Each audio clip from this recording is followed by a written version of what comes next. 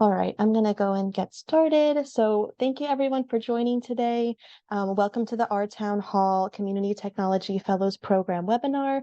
We're super excited to have you here. So we're just going to be going over basically an overview of what the Community Technology Fellows Program entails. There'll be room for any questions at the end. I'll also be providing my email in the chat. So if you have any questions that arise later on, feel free to email me and we'll answer you. All right.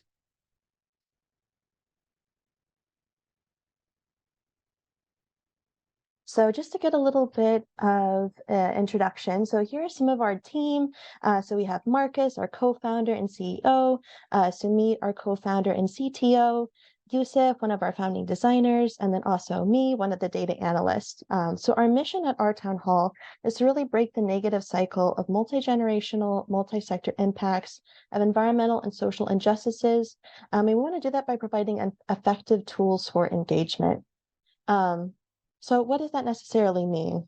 So when we say that, we're really looking at without the proper representation of communities at the negotiating table at an early stage, we really see that there's a lot of suffering when it comes to injustices for those who are considered vulnerable communities. And especially as the effects of climate change and environmental disasters amplify in the coming years, we really want to make sure that everyone has a place at the table. So what we're really looking to do is to bridge the gap between government capacity and what the community needs. So our partner for right now is the San Francisco Bay Conservation and Development Commission. Our beginning funding is also from the National Science Foundation. So we have a grant for them to start this research. So to give a little bit of background about why we're doing what we're doing. So we conducted around 29 government agency and NGO interviews, and we really found a lot of the same key takeaways. So one was that sustained relationships are really needed to cultivate trust and understand impact.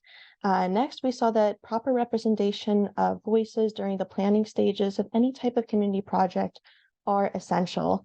And we really saw that two-way relationships in terms of either it's government agencies and NGOs working with communities is vital to making projects a success. So we learned a lot from the interviews. And as you can see from the map that we have on here, we talked to a lot of people around the Bay Area, the West Coast, but spanned all the way across the United States. So here's a bit of our roadmap toward creating a community empowerment. So for our tool, the first thing that we want to do is look at discoverability and representation. So what does that mean exactly? So we're really looking to create a semi-automatic location-based discovery of underserved communities and their representatives. We really want to ensure that there's a proper demographic representation when we're going to create this tool. The next thing that we're really interested in is how do we create sustained engagement? We want to create a trustworthy social platform for government staff, CBOs, underserved communities, and also other stakeholders. So something that really encompasses, proper training with engagement and how do we keep the memory of engagement alive on the platform and for projects that NGOs, government agencies are working on. And lastly, we want to look at funding and resources. So the platform that we want to create will have a matchmaking aspect to it for underserved communities and activators, including donors and innovators. So we're really looking to do a lot with this platform, which is why we're so excited to have CBOs on board. So why a fellowship? So there's really no ethical technology without representation. We want to involve CBOs early on in developing our vision. We also want to co-design the platform that we're working on to help define the technology that will power the platform. And thirdly, we want to create a revenue sharing model. So we want to explore various revenue sharing models that are sustainable and also support social equity. So here's a bit of the timeline and the interactive 90-minute workshops that we have planned for this fellow program. So as I mentioned earlier, um, in the past few months, we have began to develop the technology that we want to have on this platform. And we've also conducted interviews where we've heard a lot of the same pains when it comes to engagement and outreach. So going forward for the Fellows Program, we want to have 3 different workshops. So spanning from September to October. And the first workshop's really going to focus on community perspectives on engagement. So we want to have CBOs at the table, and we want to talk to them about, what is their perspective on engagement? What are any pains that you're finding? How can we move this platform forward and create a just and equitable technology? And for our workshop 2, we really want to understand AI technology. So when I say that, so we'll peek at what technology is supporting the OurTownHall platform, and I'll also look at shared understandings around technology. And for our third workshop, we're really interested in equitable business models. So this means reviewing revenue sharing opportunities and also future partnerships. We also want to review the desired outcomes and partnership structures going forward. So it's really going to be a collaborative process going forward where we're listening, taking in input, and it's going to be a very iterative process where you as CBO leaders really get to share your voice and what you want this platform to look like. And for future activities going forward, being involved in the business development of our town hall, and then also phase 2 of our grant with NSF. So overall, participants will commit up to 10 hours outside of the workshops for any pre or post workshop tasks and homework. And this can include activities such as responding to surveys, one-on-one or small group conversations, also reviewing the AI performance of our town hall and some of the community assets that we want to map.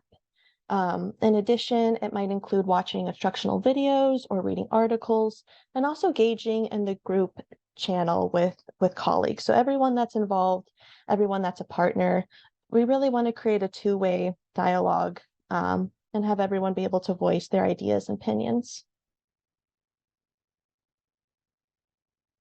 So what we're really aiming to do here is to create a community of practice, and we're very passionate about creating a non-extractive engagement platform.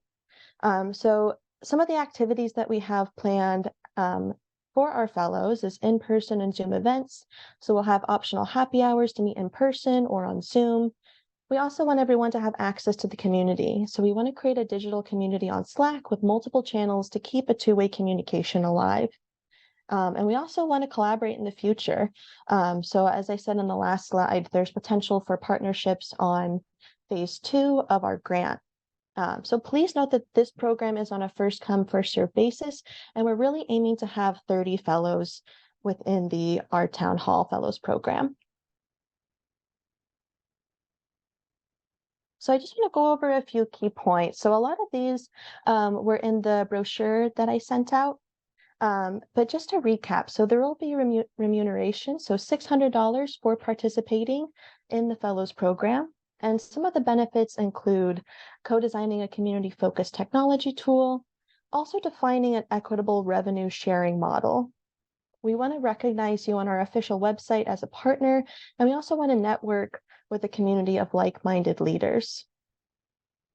And we want you to be able to network with all of the community leaders within the Fellows Program. So when it comes to commitments, we're looking at participation in the 3 90-minute workshops, and it will be about a total of 10 hours of time commitment outside of the workshops.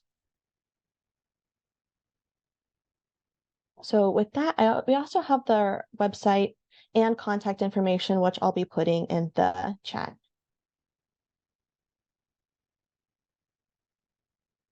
So going over some next steps. So if you're interested in joining or receiving more information, you can reach out to me. We'll be emailing fellow agreements and contracts to those who'd like to collaborate. But also, if you have any questions, if you don't feel comfortable asking them here, please feel free to email me and we can get back to you as soon as possible for that. So if there's any questions, if you want to put it in the chat or ask them via video, please feel free to do so now.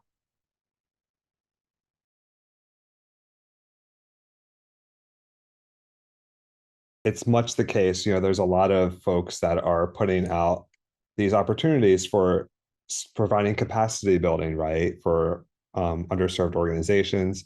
The EPA has put out a ton of funding to do that. They're called hubs. I think our concern is that those grant programs will end, and when they end, then what happens to the community that was built? So we're hoping that we can create a more sustainable model that's constantly active and constantly bringing in information about engagement that's happened with agencies, and using public information to update that automatically. So you're not always waiting. Did this project get implemented? What happened with this project?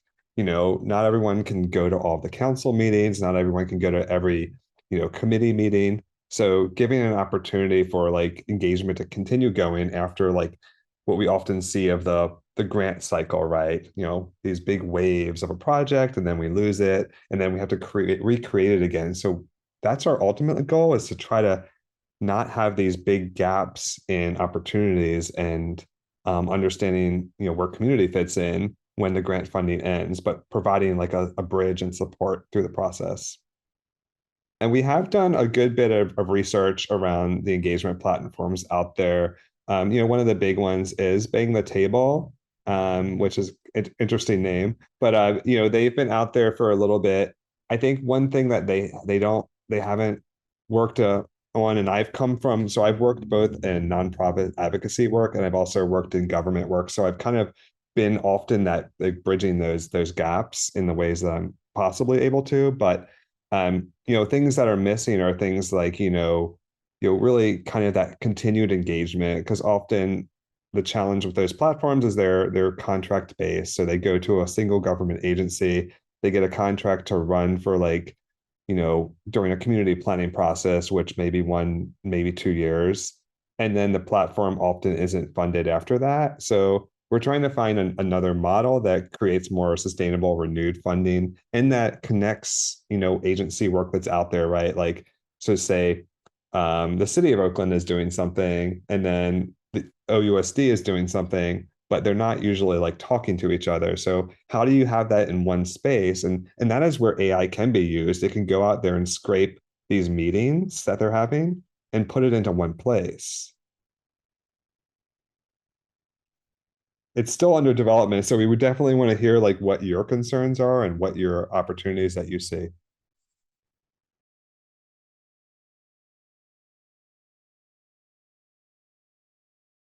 In our conversations, earlier interviews, Salesforce did come up a couple of times. And what a beautiful comment somebody had was that the problem with Salesforce is that at the end of the day, it's about sales. Like on that day when Salesforce was still nothing and people came together and had the conversation that we were having, all of their conversation was, how can we adjust this technology to help with sales? So by the time Salesforce got that big and came to the communities, maybe one problem was that at the end of the day, their technology was all about sales, and they were, trying to fit it into the needs of what community needs are. So our hope is that from day one, we're thinking about making this something that is going to address the needs of communities. So by the time we hopefully in, a couple of years, the size of Salesforce and have that clout, it's already built to help communities. And then maybe we will show it, flash it to people who do sales, and then those salespeople will be like, oh my God, your platform does not help us at all because it was not built to help sales.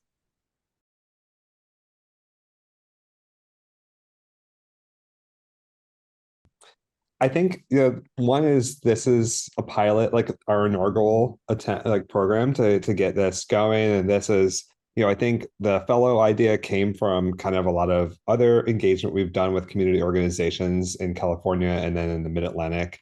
Really just trying to figure out like what is a way of having that shared experience. So I think we also want to hear from folks now and also during the process of like, what would those benefits be?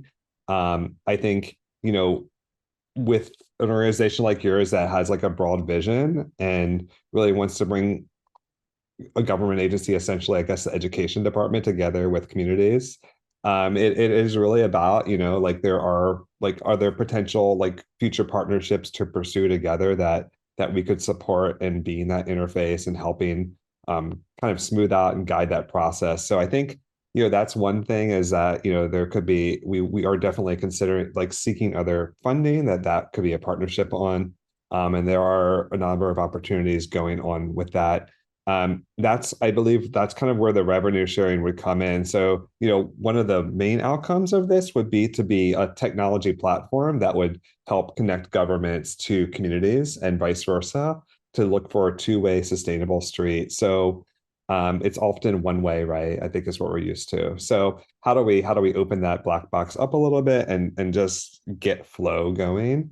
So, if, one thing we've talked about is if that platform goes and there's a government paying for the platform, for instance, then, as community organizations are engaged, then they would get like some amount of profit based on the amount of engagement that has occurred. So, we want to try to figure out what that looks like, and we hope that others have examples that they can bring. So I think like that's one thing is to keep, moving in partnership. I think the second is, bringing other folks together and learning from what they're doing. We're looking at, because of our partnership with the Bay Conservation Development Commission, they're looking at more of like sea level rise and disaster resilience, which I know, West Oakland Indicators Project is looking at quite closely. So there might be ways to continue like more collaboration, but that's something we want to like find out from you all. It's like, it's not there's a stipend essentially associated with it, but we want to see what is the next step beyond that stipend that would be helpful.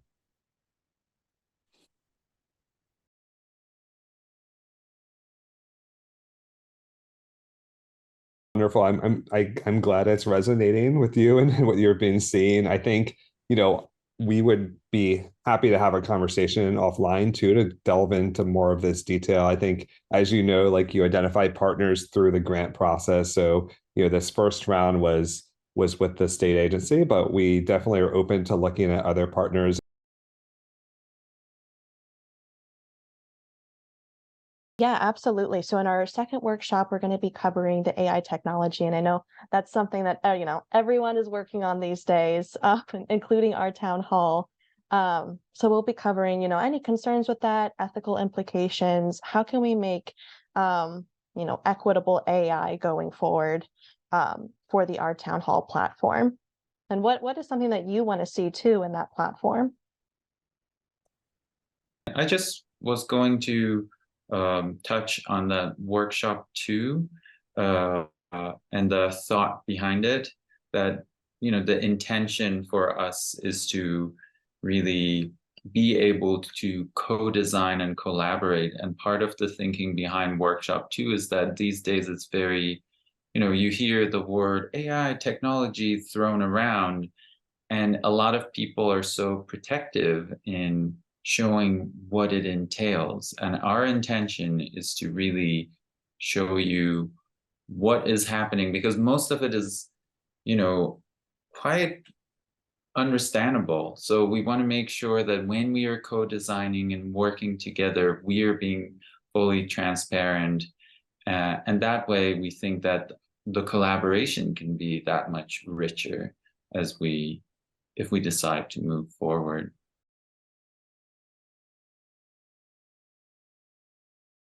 So the AI model, AI artificial intelligence. So we want to show you how artificial we think it is and how much of it is intelligence, right? Is it really scary, or is it just something you can? You're teaching a machine, and what it means and why we should all care about it, right? So big tech is really using it everywhere, and at a minimum, everybody else needs to understand what it is and what it can and cannot do. So, we're hoping to share some of that experience with you guys. We'll actually involve you in our own pipeline. So the way we're, tagging our data, for example, or doing other activities for AI. That's going to be workshop 2. So you see that it's not that much magic, maybe somewhat, but not not entirely magical. So yeah, we'll go into that totally.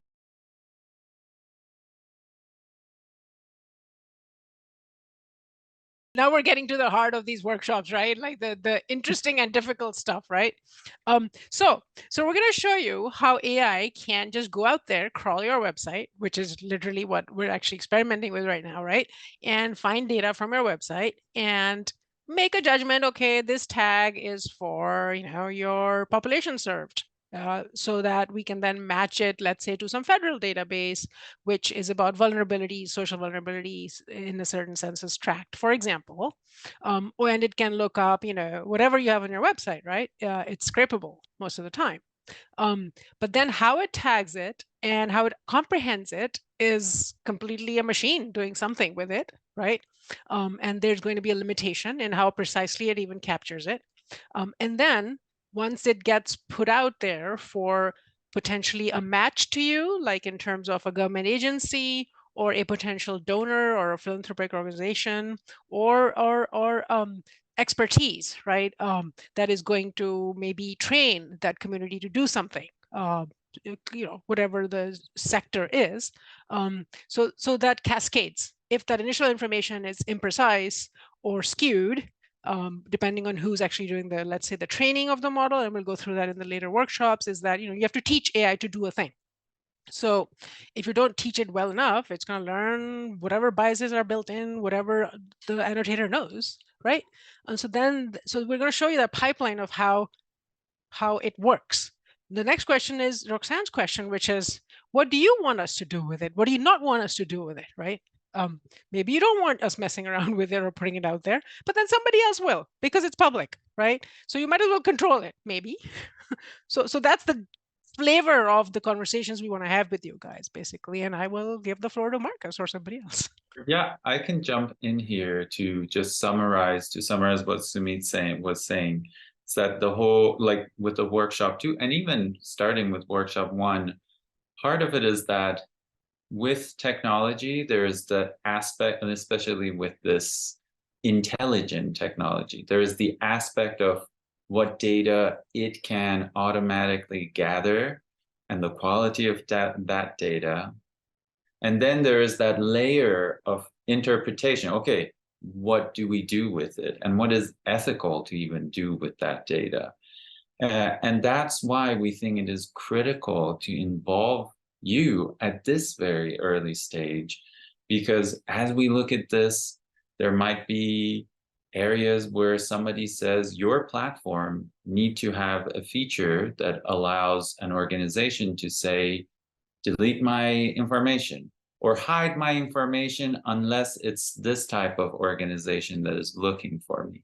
Or so there's that layer of what we are collecting, and is that correct? And how should that be collected to be ethical? That's one question to look at together. And the other question to look at together is, okay, once it's there, how would you like that information to be displayed, to exist, or be hidden? And, you know, have that conversation around that. So the collection and the interpretation, and all sorts of concerns that obviously comes up, or excitement about, you know, how certain information should be highlighted. Yeah, I'll lastly add, I think some of this has come from, you know, when we start projects, we've often been asked, can you come up with a list of all the community organizations we should reach out to?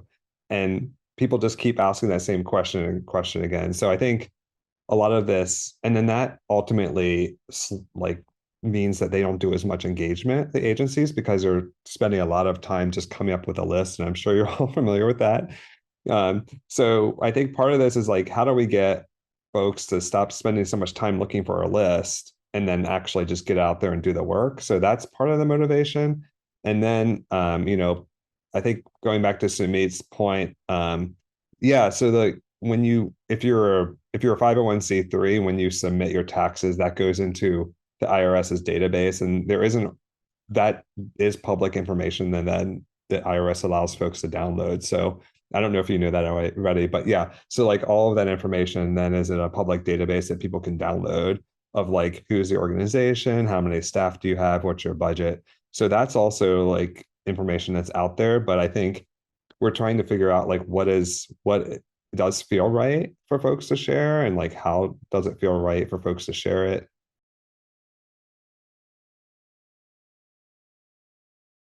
So it is, I mean, so we have examples of how other companies, do it.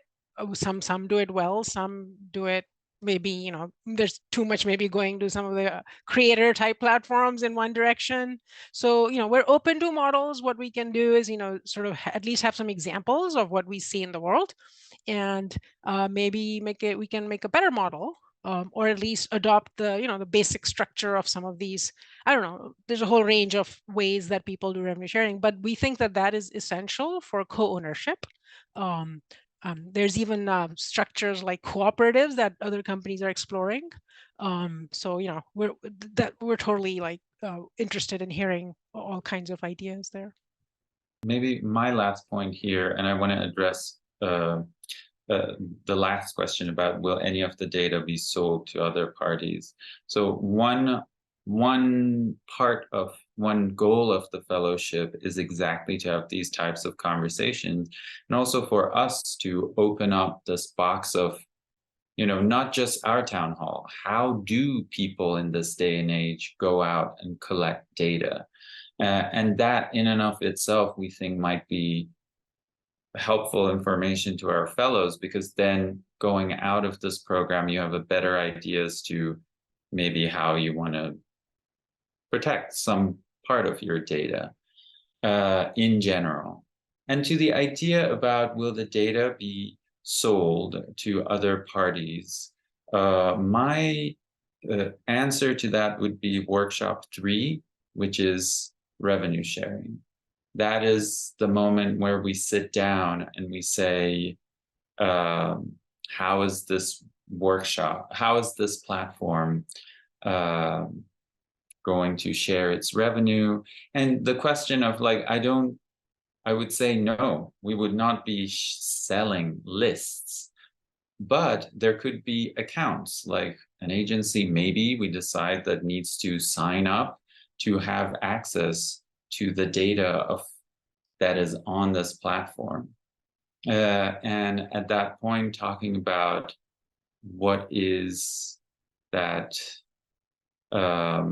revenue sharing model.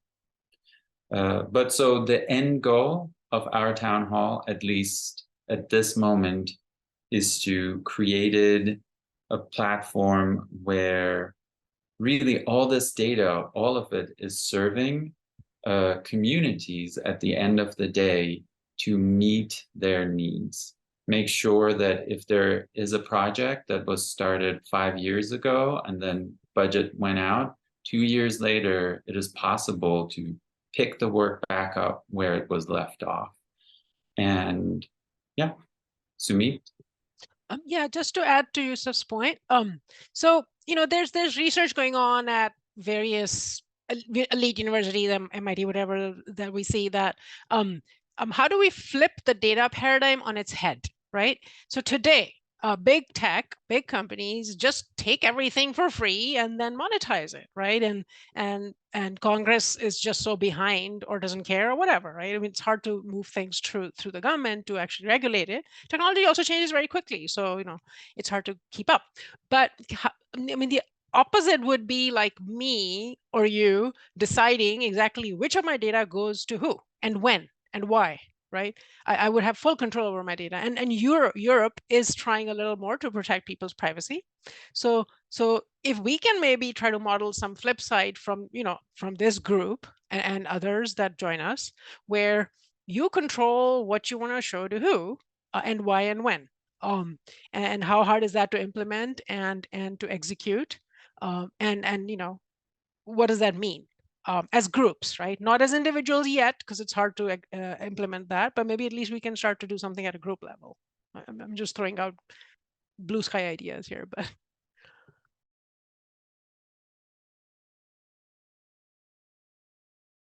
Our primary partner is environmental, but they've often struggled to figure out how do they engage folks in social services or education. So it's just wonderful that, you know, you folks are interested.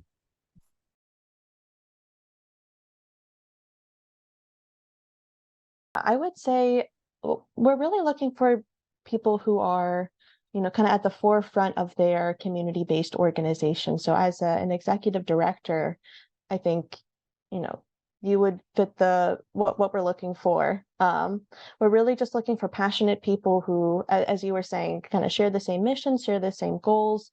And the whole point of our fellows program is really to hear your voice, get your insights. How can we make this an equitable and non-extractive platform? To go back to the, the application piece, I think we're just looking for, excited, passionate, motivated folks that want to bridge that gap, and that seems like that's where you fit. And then the technology piece, that's just, we will bring in some education around some of these things that we're hearing around the media and out in the world around AI and how that automated system works. So I think there will be some just opening the box on that as well. Thanks.